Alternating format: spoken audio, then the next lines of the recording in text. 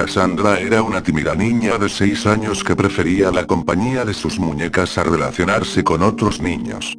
Por este motivo no le resultó muy duro cambiar de casa y dejar atrás su antiguo barrio y colegio cuando sus padres decidieron mudarse. Sus padres estaban preocupados por el cambio, pero sabían que con el tiempo acabaría disfrutando de su nuevo hogar. Una vieja mansión que tenía un gran jardín, con un columpio, un tobogán e incluso una pequeña casita de madera en el árbol. La niña se acostumbró enseguida a su nuevo hogar. Pero tener tanto espacio para jugar la volvió incluso más retraída y solitaria. Cassandra solía subir con sus muñecas a la casa del árbol y pasaba allí varias horas hablando sola, según ella con su amiga Ana. Los padres no le dieron mucha importancia pues sabían que a esa edad eran comunes los amigos imaginarios. Las vacaciones de verano pronto acabarían y con el nuevo curso escolar haría nuevos amigos en clase. Los días pasaban y el comportamiento de la niña cada día era más extraño, casi no hablaba con sus padres y aprovechaba cualquier momento para refugiarse en su casita del árbol. Los padres podían escucharla hablar durante horas con su amiga Ana. Pero lo que más les preocupaba era que cada vez conciliaba peor el sueño, hablaba dormida y parecía sufrir pesadillas pues era habitual que entonara frases como tengo frío, no puedo ver o ayúdame. Una noche la madre sintió pasos en el pasillo, asustada avisó a su marido, quien salió a ver y se encontró a Cassandra caminando sin rumbo, la niña parecía sonámbula y, cuando su padre la llamó, se despertó totalmente aturdida y sin saber qué hacía de pie fuera de su habitación.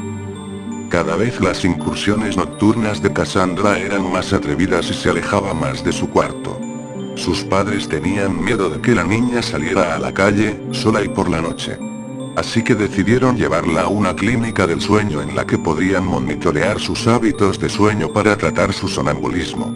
Pero tras pasar 2 noches no se detectó nada extraño, de hecho en ambas ocasiones Cassandra durmió plácidamente toda la noche. El psicólogo tampoco ayudó mucho, únicamente les confirmó lo que ellos ya sabían, que tenía una amiga imaginaria que se llamaba Ana y que tenía su misma edad. El psicólogo le restó importancia al hecho y les dijo que era relativamente frecuente, y más teniendo en cuenta que la niña prácticamente no tenía amistades. Les recomendó que pasaran más tiempo con ella y que trataran de relacionarla con más niños de su edad para que Cassandra fuera, poco a poco, olvidando a Ana y centrándose en sus amistades reales. Los padres siguieron al pie de la letra las indicaciones del psicólogo, pasaban cada vez más tiempo con ella y la dejaban poco tiempo libre para que fuera a charlar con Ana en su casa del árbol. Pero eso no hizo más que empeorar su ataque de sonambulismo, parecía como si el tiempo que ya no pasaba con su amiga imaginaria por el día lo compensara por la noche. Sus sueños parecían cada vez más vívidos y en un par de ocasiones el padre la encontró a punto de salir al jardín. La niña cada vez parecía más agotada y con el cansancio acumulado era como si cada noche perdiera más el control y pasara más tiempo sonámbula. Una noche el padre sintió como alguien bajaba la escalera, al ver a su hija en la puerta de casa un frío le recorrió la espalda.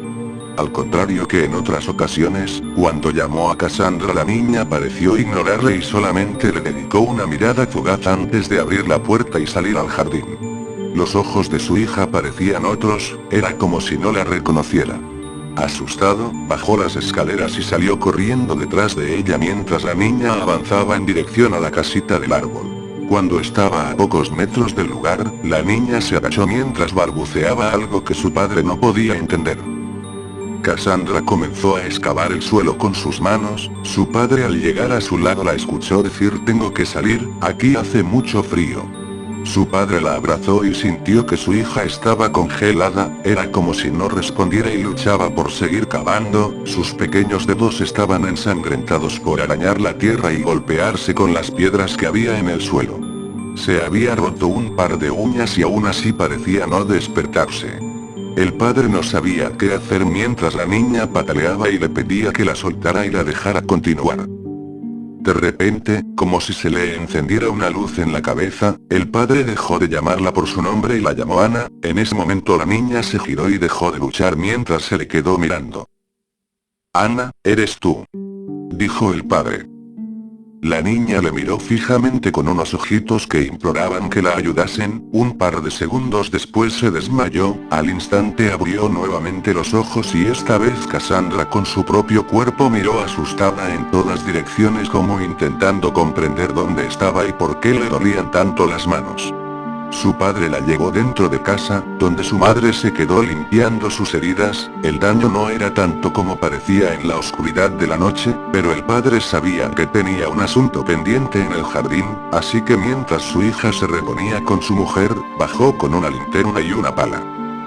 Al llegar al mismo lugar donde Cassandra había excavado, volvió a sentir un escalofrío. Pero no era momento de tener miedo, empezaba a intuir el motivo por el que su hija no podía descansar por las noches y quería acabar de una vez por todas con el problema. Clavó una y otras veces la pala, hasta que pudo ver algo que le llamó la atención. Una pequeña manita huesuda apareció bajo la tierra. Era tan pequeña como la de su hija y al verla sintió una tristeza tan profunda que se puso a llorar. El padre entre llantos entró a su casa y le pidió a su mujer que no saliera al jardín bajo ningún concepto mientras él realizaba una llamada.